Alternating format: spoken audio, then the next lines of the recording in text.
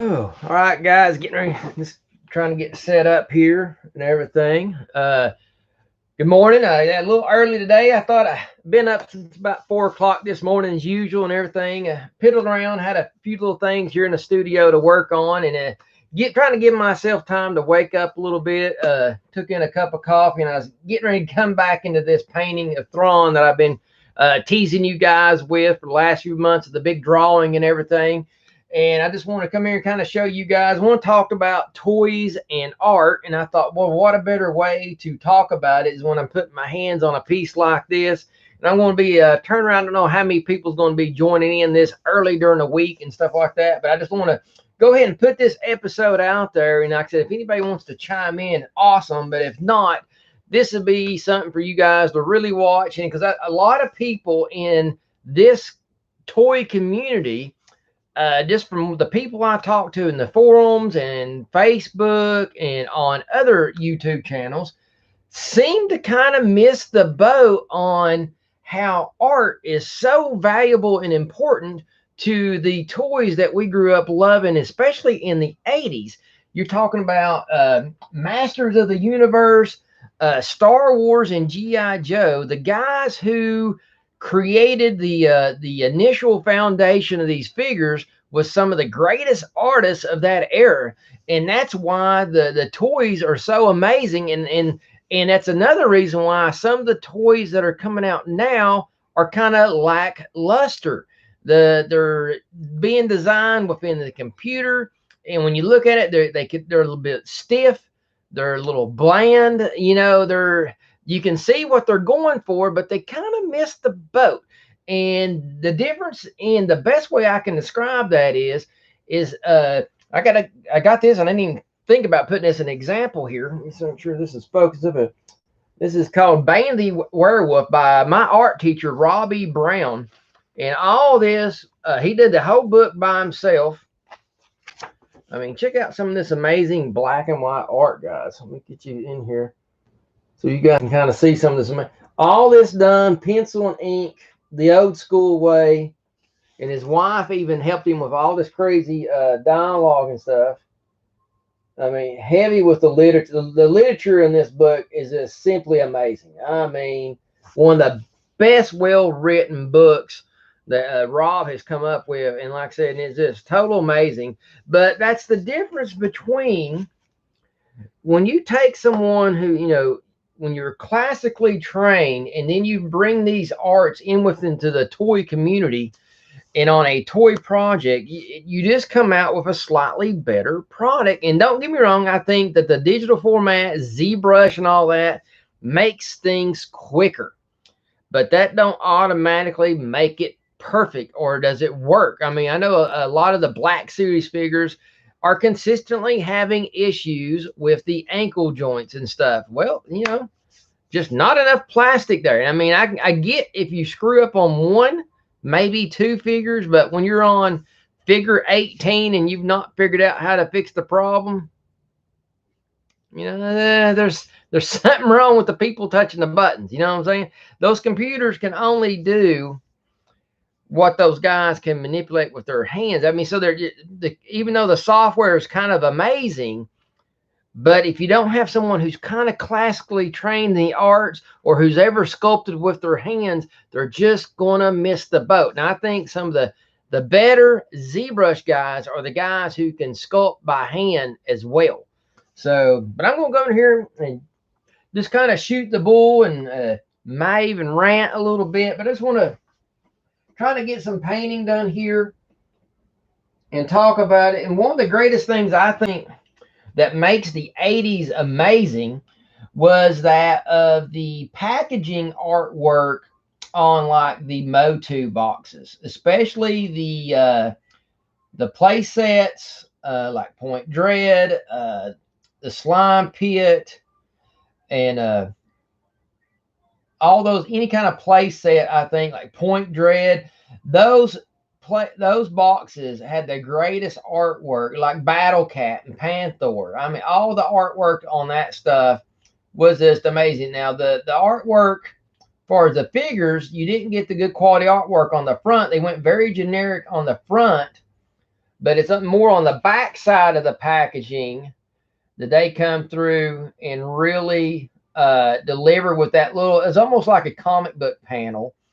And I don't know about you guys, but that was some of my most fondest memories of looking at the artwork. And one, not only was it cool, but it was very informative and kind of led you on how you're supposed to play with this character and where did this character fit into this world. That's one thing it really contributed. And GI Joe didn't really do that, but the artwork on the cover artwork, on the character artwork, on them front panels was just simply amazing. And I'm looking at right here across the wall, and I might get up and get one of these. Is even on the 25-year anniversary, you kind of had a gamma. I got 3 figures on. I got Buzzer, Zartan, Shipwreck, and Spirit. And the sad thing is, my favorite character is Zartan, and I think his card art is probably the worst out of all of them. And the other 3 are actually quite good. I'm extremely pleased with it, and it just kills me that the artwork for the Zartan, I don't know, they kind of missed the boat. I don't know, I don't know who. It honestly does not look like the same guy who worked on the other 3 did that one. It does not look the same. It looks like totally someone else differently had their hands on that, and I don't know who did it. And I hate to crash down on a piece of artwork, but for some reason that one is just not working for me. It looks a little, I don't know, it looks a little dry. I don't know. It's missing some the better detailing, like on the Shipwreck is amazing. I love the Shipwreck version artwork and stuff like that. And Spirit, I mean, Shipwreck's the best one, I think. I mean, the dark blue pants and the light blue shirt pop off that red and yellow background. And that's one thing that GI Joe was really good at, that fiery background, that big explosion really was just a great backdrop design element that really, popped every character off there, no matter what color they were, what color scheme, whatever. That bright, the only figure that I can think it probably didn't work at was maybe Barbecue, because he'd have been too much of the red and orange behind in front of red and yellow, probably wouldn't pop as well. And I can't remember. I've not looked at that piece of artwork in a very long time to see if that color scheme, or even like the Crimson Guards, did it go well, or did it make it too bland, and stuff. But I know one thing, what they could have done too, they could have done just for those characters, maybe even like a more of a, instead of red and yellow explosion, maybe a blue and white explosion. That would probably work. Kind of like the fire that comes out of a lighter, has that blue flame, so you can actually realistically get away with that, and it still makes sense. And like I said, what I'm working on here is the Thrawn painting for the Fan Strike Back. Doing this for them and everything like that. This is like I said, this is just a labor of love. I tell you like that. My wife always asked me, when we first got together, nearly 9 years ago, she goes, "You love Star Wars, so where's all your Star Wars artwork?" And that was just one of the things even as a kid, I did not mess with. I didn't do much Star Wars artwork, even though I was Star Wars was my jam as a kid. And I just didn't do much of it. I guess playing with the toys back in those days kind of fulfilled the itch. I didn't really need to, do artwork on it. Most of my artwork as a kid centered more around the Conan the Barbarian and even He-Man a little bit. But once again, the He-Man toy packaging, touched on the artwork. Like I said, it kind of there's a big influence there. So, and like I said, my biggest influence back in those days was the Savage Sword of Conan comic books, and then what He-Man was doing far as their artwork back in the day, really, you know, the Savage Sword of Conan, all that really went hand in hand together, quite well together and stuff. Let's see here. So, and what I'm doing here, guys, actually, the part I'm working on right now is probably the most extreme, hardest part of this whole entire painting. Is I got this Thrawn, you know, his very bright, you know, he's got the dark hair, and I'm still got to come in and do some more darks on his face. I'm letting everything tack up a little bit because I don't need the blue really to move much more. I got the blue to where I like it. I may come in with one more passing of highlights, but I'm not going to come in with any more highlights until I go in there and establish a little bit more of my darks. But the way I'm doing this is he's coming down. He's got a hot part here, which is white. Then I want it to get very, very cold. And then popping off this cold is the warm browns and reddish browns coming off Luke and Mara Jade.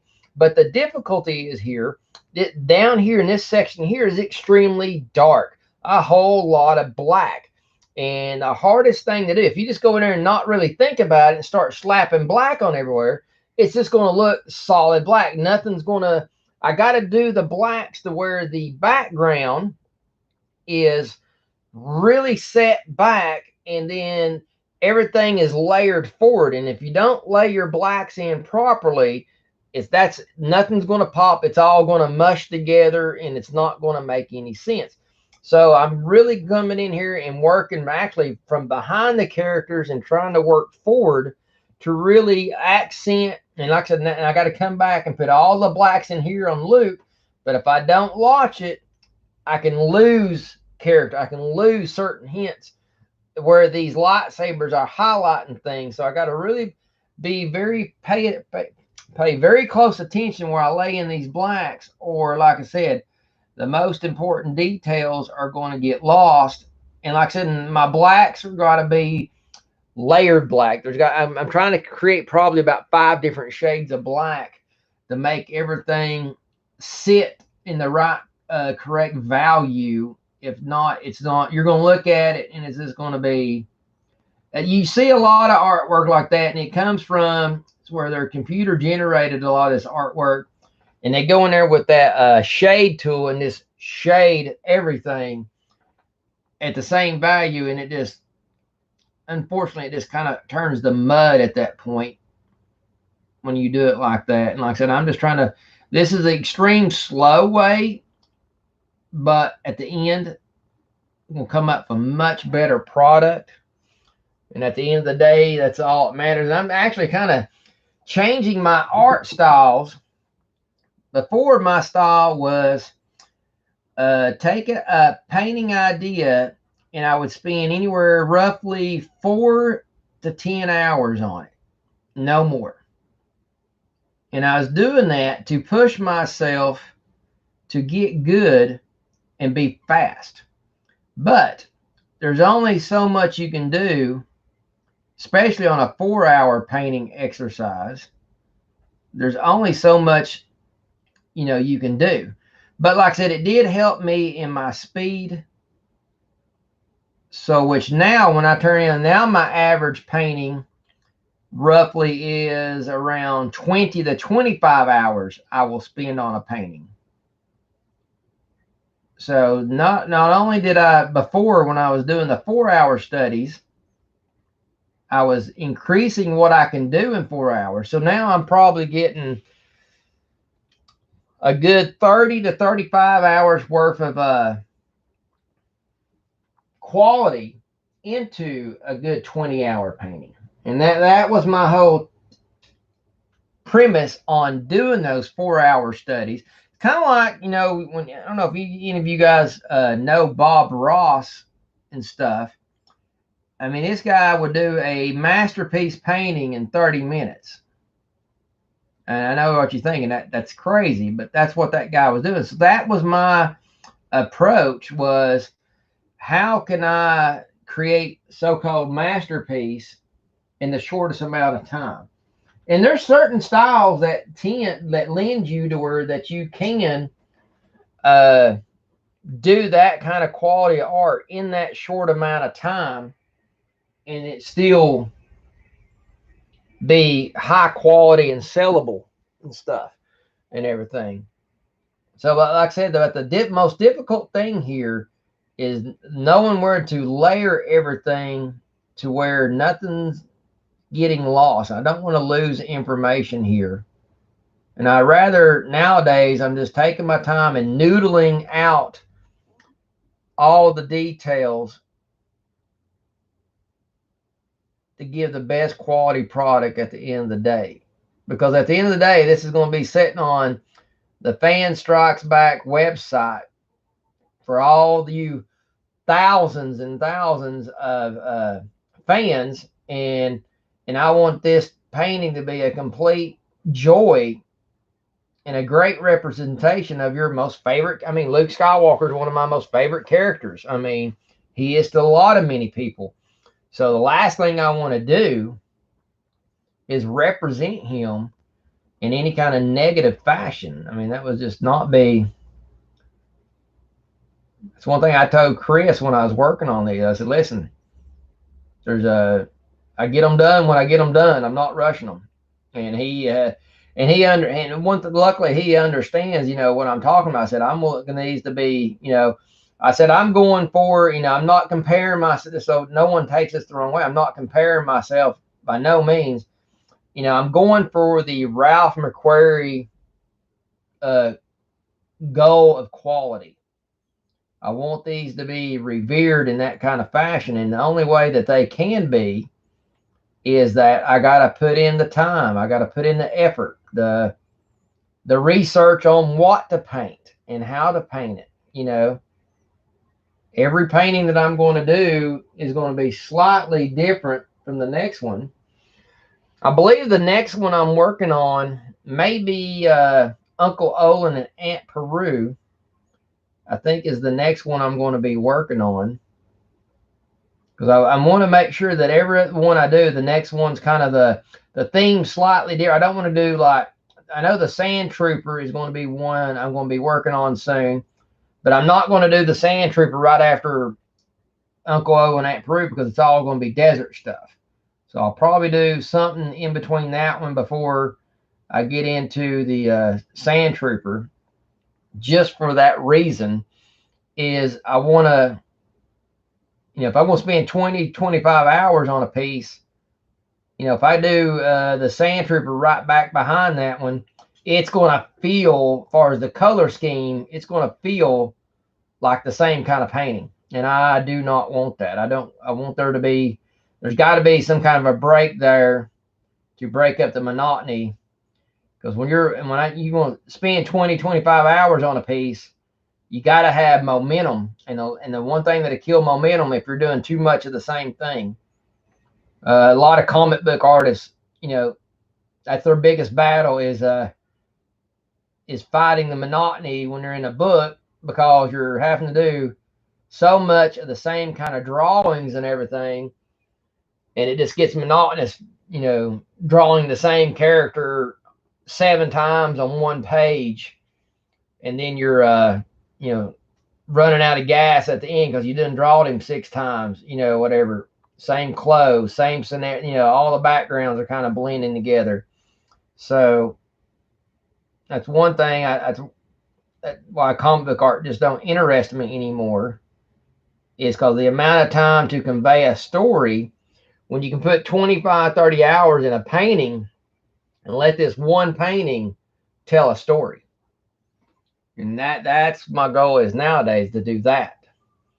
Is how can I tell a story with one picture, which is tough, but you just got to do your pre-planning and you'll figure it out.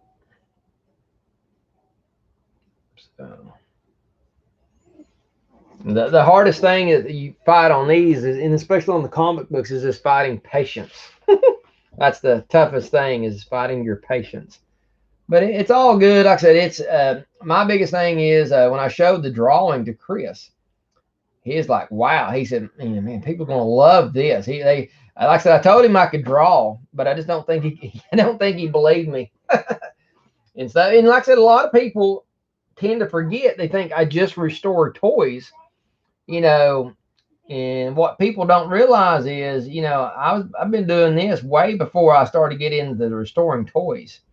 Restoring toys was my actually my little gimmick into getting in to showcase this right here into, you know, into making toys for like Smith Lords or the Fan Strike Back and stuff like that. That was my I just had to find a different route on how to get in there to get seen and to get noticed. And that was my route, was the everybody told me I was crazy, that, you know, restoring toys is not going to help you become a toy maker, and kind of proved them wrong. I proved them that was the right way to go, so to speak. And that was it unconventional, yes, but unconventional circumstances, sometimes you got to use unconventional things or methods or approaches to get where you want to go. At the end of the day, did I get to where I wanted to go? And I got my foot in the door. So that was the goal, and I got to that goal. So that was the most important thing. So Hey guys, I'm back.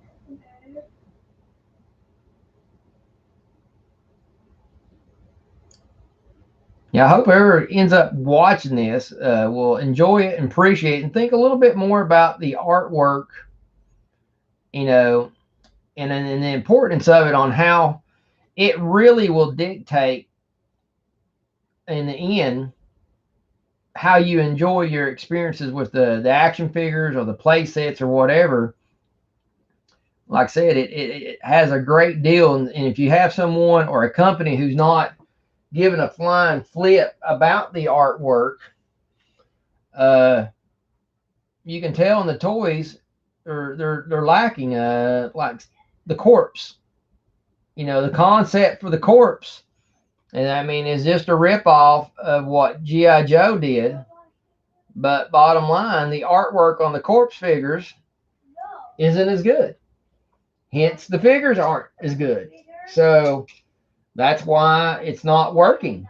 You know, it's working. It works good enough to sell a cheap toy. But if they would have a little bit better artist team, a little bit better design team, that product right there, considering GI Joe is really not putting in, you know, other than just rehashing the same old crap, you know, the corpse, considering how long they lasted with a product that don't have high profile characters on the toy line, man, if they can come in and just add that element of story and character design and a little bit better quality sculpts on their toys, I mean, that's a product line that I think that could really go somewhere, just for the sheer fact of it's already kind of stood the test of time, filling in of all these a void that kids love those type of toys, but yet, you know, Mattel's just not delivering. And then now lately they come out with this new retro line that's not even retro. It's more the reboot of the 25 anniversary figures, and you know, no one's caring. I don't, not for the figures anyway. Now I think it is a great opportunity. I was seen at my local Walmart yesterday, crankcase, and gosh, what the vehicle that crankcase drove? I'm trying to remember what it was called. The little doom buggy, the green doom buggy, that thing with the big missile launcher thing on the top. They had one of those, and of course they got the hiss. Now, if you don't own a hiss, that is probably the best and cheapest way. It's the same toy that we had as a kid. It's, you know, it's just brand new. I mean, boom, you get a nice box. I mean, both of those, I have to say, are really nice boxes, and the vehicles are at reasonable price, where these remakes of these you know, figures from the 25 anniversary are $20. Okay, when Star Wars did theirs, they done an exact copy of the retro and come out 10. Now here's this, they're doing it and it's not retro, and they're doubling the price of what they even came out back then. So it's, I just don't see it. It's not going to be long. I don't see them coming out too many more of those, because I think they're going to lose their butt on this round. And I don't think it's going to be profitable for them in the long run. Jonathan Marks. Sorry, I turned my head. Looks like we got. Hey, Matt, how you doing, brother? Yeah, dude, Jonathan, we definitely got to get together and do dinner for man. We got to definitely do dinner, run into your wife, and like I said, it's great seeing her. And like I said, you got to get with Jonathan. We got to get together and do dinner and stuff like that. And this Jonathan Marks, guys, and we got Matt Hall here. I mean, two very close friends. Knew Jonathan from, oh gosh, we've been great friends now for about 9 years. He worked out with me when I very first started filming Paranormal Chasers. Jonathan came in and done some editing and camera work and really introduced me on what could be done if you looked at the becoming editing and stuff like that. He actually made it to where I was like scratching my head, maybe I need to learn this and stuff. And like I said, it wasn't long after that I run into Merle, and Merle ended up teaching me how to do it. But like I said, but definitely Jonathan put in that seed of, I need to learn this. This is important for me to learn if I want Paranormal Chasers to become a reality in the future. And boom, within the next few years, we got 4 movies out. So thank you, John, for that. Love you, brother. And Matt Hall, boom. Met Matt at a convention a little over a year ago, and he started off as just a fan of the channel, and we run in together at a small toy show and just boom, hit it off, and boom, he's probably my strongest supporter of what I do in front of the camera and what I do behind the camera. Matt, love you, brother. Thank you for all your support. Got a lovely wife, Monica, and like I said, just the family. And that's one of the, I keep stressing this, guys, and if I sound like a broken record, get over it, because the greatest thing about all this that I could say since I've been in front of the camera on YouTube and what I've done in the art and the toy world is the amazing, great and talented people that I run into on my walk during this journey. And these guys, when I'm down, they help pump me up. And I know a lot of people, wow, when are you ever down? I get down just like everybody else. The difference, when I get down, I go like a comet, burning hard, 1,000 miles an hour until I hit the earth. I go until I crash. And when I crash, there's usually a big explosion, and I don't do nothing for a week or two, and I don't talk to nobody, and then boom, I slowly start poking my head out the door, so to speak, and everything. But it's guys like this right here that really, like I said, when I'm kind of being too hard on myself, and us artists, that's one of the key things us artists are. We are our hardest critics. You guys out there, you can make a snarky comment about anything I'm doing here, and I'm probably not going to give a damn, not really. But that if I'm looking at something and I'm seeing something wrong, or if my game plan or my approach is not I'm not feel like I'm delivering, I will beat myself up for weeks until I either destroy it and throw it in the garbage, or I work on it until I get it to do what I need it to do. And so I just want to say double thumbs up to you guys for supporting me. And like I said, the Toy Smugglers had a pretty rough time the last 3 months. I've had a lot of major things going on in my life. One of the hugest things that's been kind of emotionally tough to deal with. My mom got diagnosed with cancer a few months ago. So if you guys hadn't seen me or heard much out of me in the last few months, that's been it's emotionally trying to comprehend that and what she's going through and that's just where I've been. The biggest struggle is, how can I be there and help her? You know what I'm saying? And she just keeps telling me there's nothing I can do. And it just, so that's one of the biggest things I've been rolling through. Just kind of share with you guys a little bit. So if you've not seen me or wondering why, it's not that I've just been quitting. It's just I've been going through a lot of craziness, and then the whole COVID crap on top of everything has not made anything easy on anybody. So, and then those two things combined has just been a recipe of some tough things to deal with. You know what I'm saying? So, but you gotta soak it in. You gotta deal with it. You gotta figure out how to manage these feelings and try to do what you can to come up with constantly changing your game plan on how to get back on track. And and that's what I've been trying to do lately, is just get back on track with the art. And this is my default. When the world goes all to hell, Toy Smuggler goes back to the artwork. And the part of the artwork could just be designing an action figure. It could be, doing a painting of what I'm working on now. There's so many different forms. It could be filming. I do a lot of filming sometimes when things are going a little weird. Just because the simple fact of, to me, it's still storytelling aspect. And filming is just a different way on how to tell a story. Let's see here. Definitely see. Are we witnessing the next Bob Ross? I would thank you for the compliment. I greatly appreciate that. And the funny thing is, Bob Ross is, just so everyone knows, he is one of my idols. No doubt in that. But that's what I actually grew up when I was a kid. That's what my mom, she studied the Bob Ross style.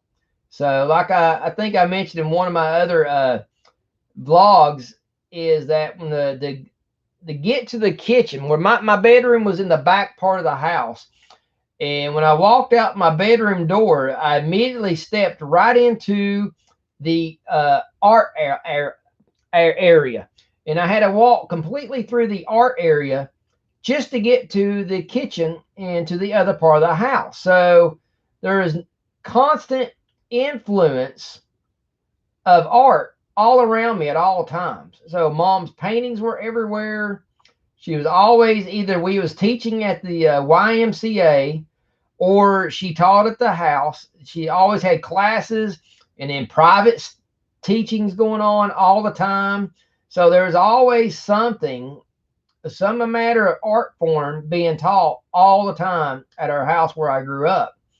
And, and it will influence you.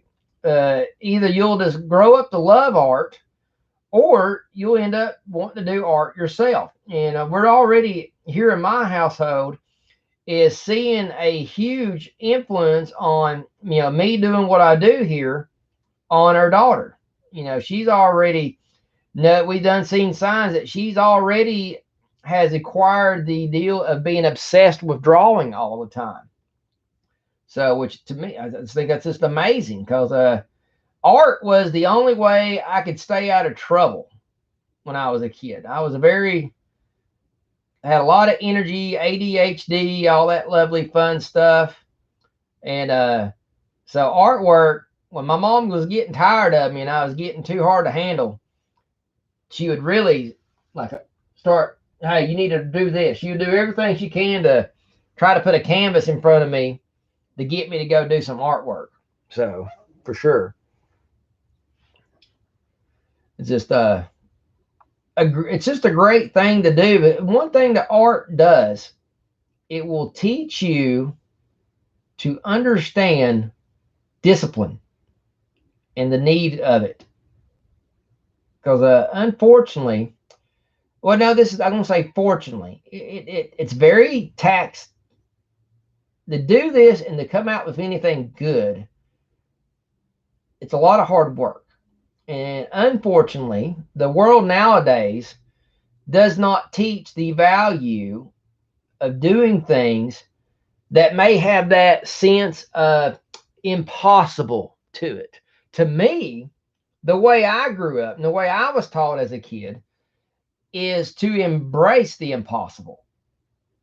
When something approaches you or is in front of you that feels impossible, dude, that just got you fired up to want to do it that much more. Because there's one thing, okay, I did this and 10 other million people can also do it. Whoop-de-diddy-do. But when you do something that the general public calls impossible, now you done something important. Now you're the 1% instead of being the average. So to me, that's always been just a secret love about life, is that right there. Is I just love the sense of adventure, of the impossibility of things. that just makes me want to try it even harder. You tell me, hey, I can't do something. Yeah, I'll show you.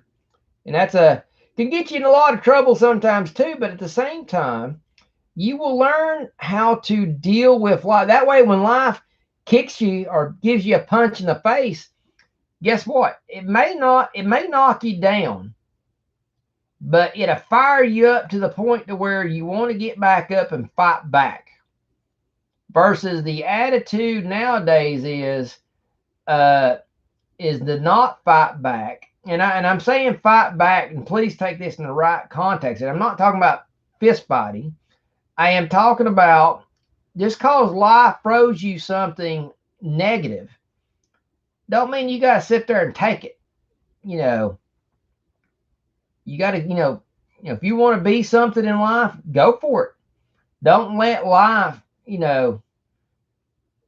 tell you can't do something. If you want to be a carpenter, you want to be a painter or an astronaut, go for it.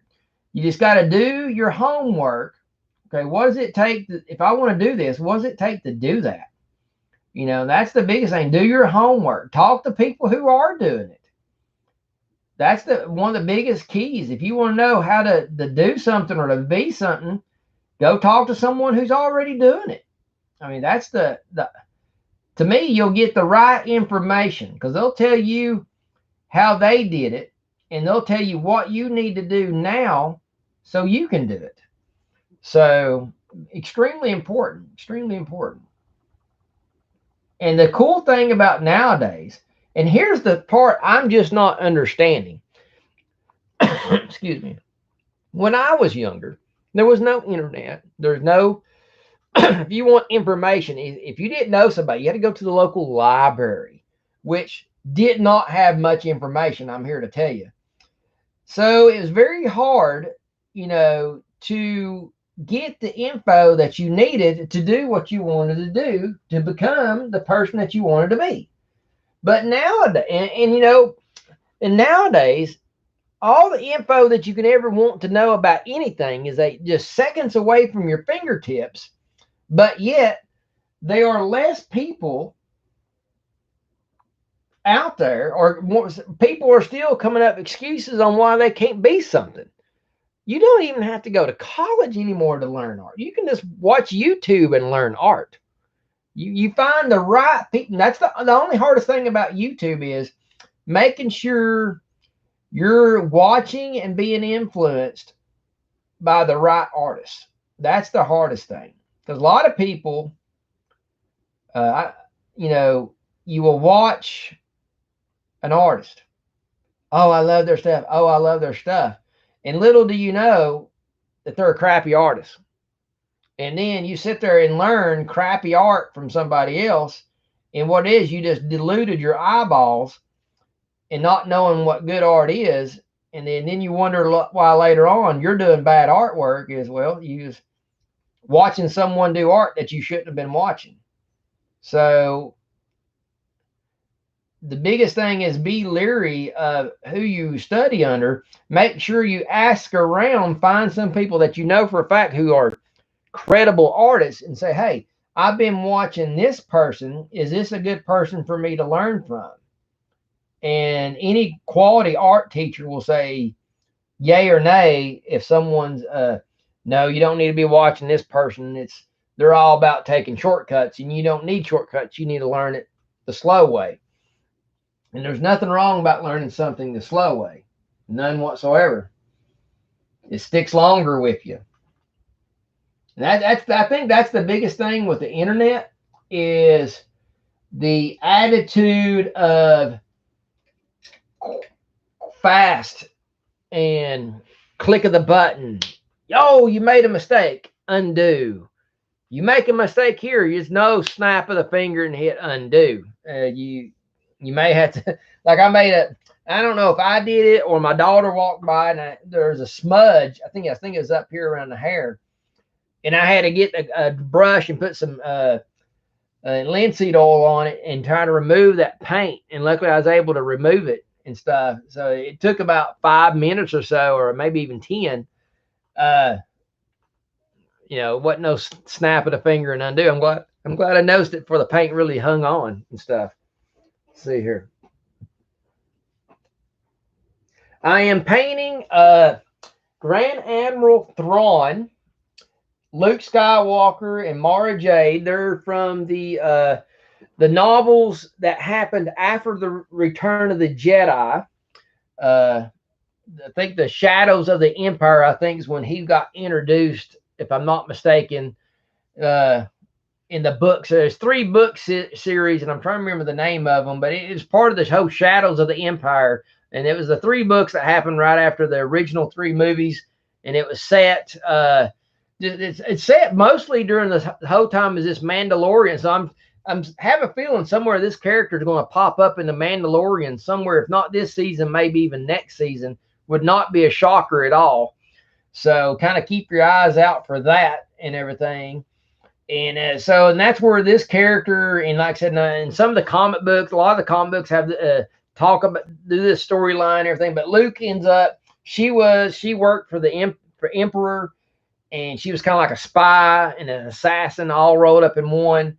And then they ended up falling in love and getting married, and then ended up having a kid, even though all that canon stuff has went all to heck and gone. So I don't know what they're going to be doing with that. I'm hoping they bring it back. I've been hearing rumors that they might get rid of the last 3 movies and it just be all a bad dream. Be nice if we could pull that off, but it'd be kind of hard to forget this crap, that's for sure.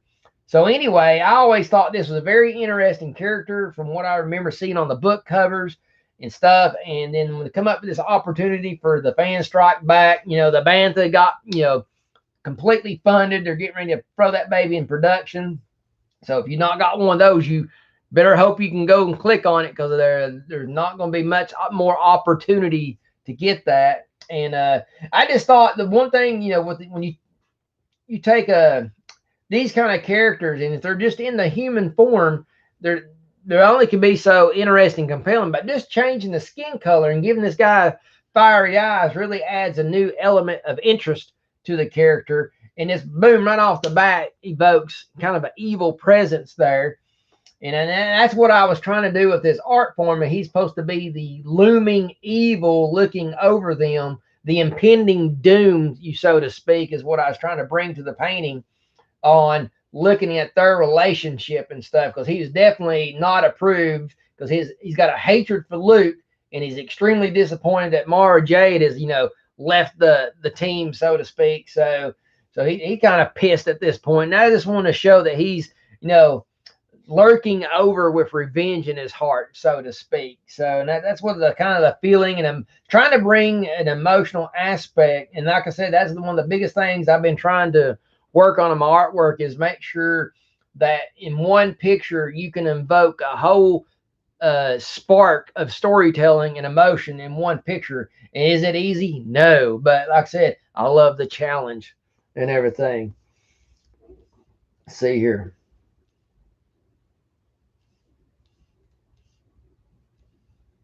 Hey, yeah, we definitely got to do. You know, I love all your ideas, man. You just bring it to the table. Let's get together. See, it's I Spy. It's a limousine ride. Jet. Oh my God! Wow. Yeah, he's obviously this now seeing where I was doing the wrestling. Yeah, Jonathan made a comment yesterday on the wrestling belt interviews that I did, and I shown the 2 different Ric Flair belts that I had. So I definitely get the reference there. And I'm glad, like I said, that was just a lot of fun. And I've had these things put up. And I'm trying to find, like I said, I got to get me some glass displays. And unfortunately, them stupid things are not cheap and everything. Very aggravating. The dang cases are probably going to run me anywhere probably between $100 and $150 a piece if I had to guess. So they're not going to be cheap at all. So, but like I said, you know, getting back to what we're talking here about the art and toys, and I just think people in this community, a lot of people give Mego a hard time, and I'm going to kind of spread this point of view, how they don't like some of the packaging art that Mego comes up with. But what people don't understand is Mego has zero control. When they buy in a license on a product, say Star Trek, well, the owners of Star Trek, is it Sony, by the way, or Paramount, whoever owns the licensings of that, they send them the artwork. Here's all you can use. No more, no less. So, which to me, like I said, would be so aggravating for Mego, because I know if I was Mego and you get in Star Trek and you want to do all this amazing artwork to really showcase and advertise your toy so it'll sell better, and then they give you scraps to work with for advertising. It's just like, I know that's got to pull their hair out. I feel sorry for them.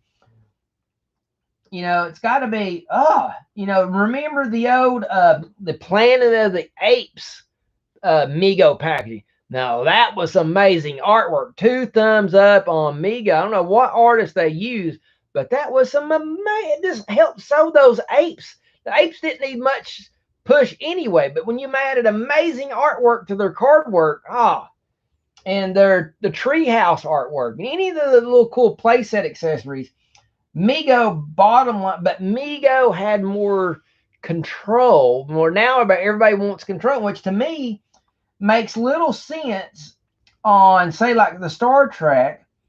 Why wouldn't these companies want to give whatever artwork that company needed to use to help sell the product? Because if it sells good, they're going to want to make more toys and keep the license. Because I don't know if that when you get that license, I think it only lasts for 1 year. Well, if it sells great, you want that company to come back and buy the license again for the next year. Well, if you're not giving them great artwork to help the collector who wants it to stay in the package, and that's who Mego deals with now, collectors, not really kids. So it's even more, the artwork is even more important now, because the collectors want it to be on a really nice card. They don't want it plain. So with that being said, you would think these people who owns these licenses will say, hey, Mego, you can use anything in our library, just do whatever, as long as it really, just send it to us for approval, make sure we like it, as long as it ain't going against their property. You would think they would want it, so they would keep that customer coming back. Say for a bad scenario that Mego fans quit buying the Star Trek figures because the card art sucks. Well, guess what? Mego's going to drop the license and not pick them up the next year. And then now whoever owns the license just lost out on that money. And then we lose out on figures. So it's a lose-lose for everybody. So I just wish these licensing people would kind of wake up to, these amazing companies like Mego who are trying to do great things. Oh, I thought she was messing. My little girl's over here, and I thought she was messing with the front door, but she's messing with my door. So it just kills me that how they want to limit the seller, and you should not limit your seller on your product. It's just foolish. Foolish. Like I said, back in the 80s, they wouldn't have been so crazy to do stuff like that. But nowadays, everybody wants to, I don't know. It's such a redundant way of thinking, if you ask me. Yeah, I got, Flair's on the wall. Can you see it from right there? Yeah, I got a Ric Flair on card here, and I got the Remco version back here where you can't see, and I got the Flair in the red shorts. I actually got the Flair over here as well. Let's see here. And like I said, I'm not big in I collect a few wrestling figures, very little modern stuff. I'm just now kind of getting back into the old Remco. But when I found this loose one here of Ric Flair at the Battlegrounds, and I bought it. And sorry, I just could not resist, because this is all digitally done, but it's digitally done correctly, and that was just a great shot of Ric Flair. I already had the belt, so gotta love it. So now I said I got one of these. That's the crazy thing I'm not understanding is they're not this one they packaged Ric Flair with a belt, but it's a very poorly done belt. Oh, you need help buttoning it up? Sure, I'll help you, sweetheart. Daddy put this down. And they don't package Ric Flairs with two men, and I love to see them. Be careful with my cord. Package a Ric Flair figure with the classic NWA title. Hey, you're missing a button, baby. They have to find another button. And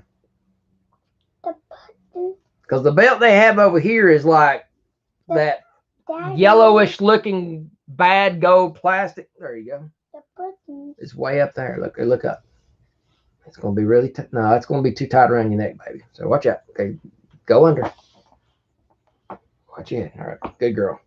So that's the only thing I don't know who still owns the rights to the images of the old NWA title belts, but I wish they would allow someone to use those to make those old belts. That's one thing I might try to do. I've made some when I was a kid, but I've not made anything like that as an adult, and I would love to retry making my hands trying to make some of them old championship belts. Baby, watch, I got a cord right here.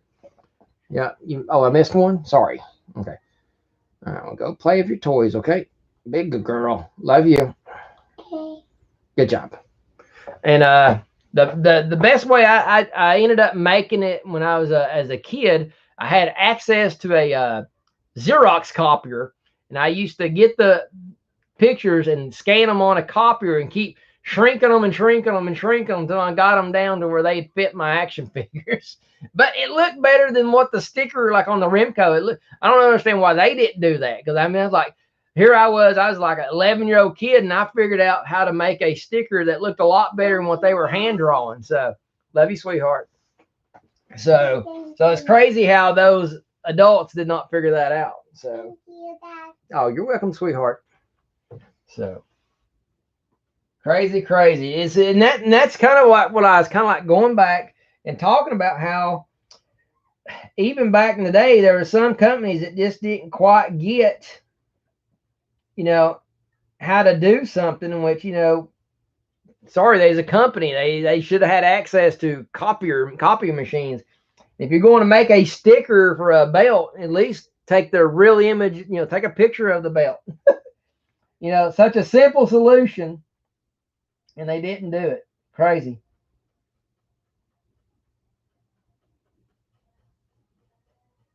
There we go.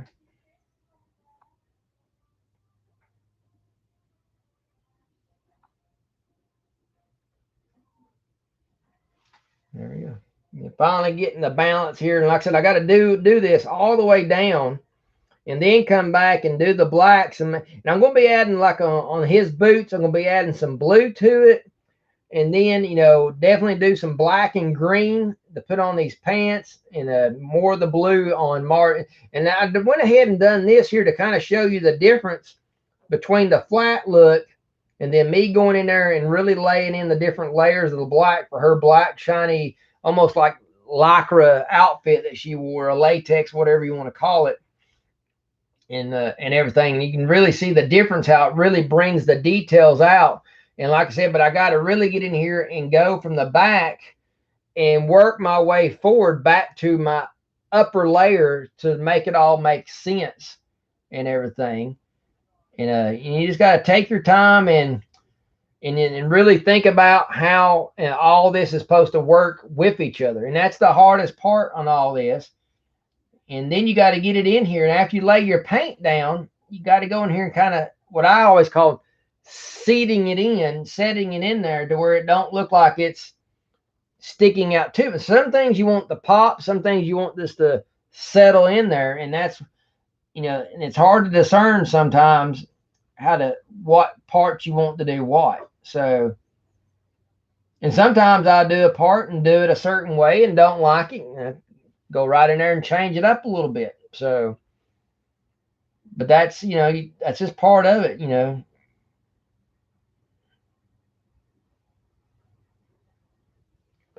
But guys, that's what I just wanted to share with you today, and so you guys can kind of watch and get a sneak peek of how this is coming to be and everything. And I hope you guys enjoyed this today. I enjoyed. Thank you, Jonathan and Matt, popping on here today. That made it nice to have someone to kind of converse with. Jonathan, give me a call and let me know when you want to have some dinner and everything. Look forward to hanging out with you and your wife, Whitney. I'm just stoked and excited about that and everything. Sorry, my little girl's come charging me. Well, hold on, sweetheart. Guys, you just take it easy. I'm going to try later today to do maybe another video. I'm not quite sure on the topic yet, but just keep your eyes out today and every day this week. I'm going to try to pop out a couple extra videos. Catch y'all later. I'm the Toy Smuggler.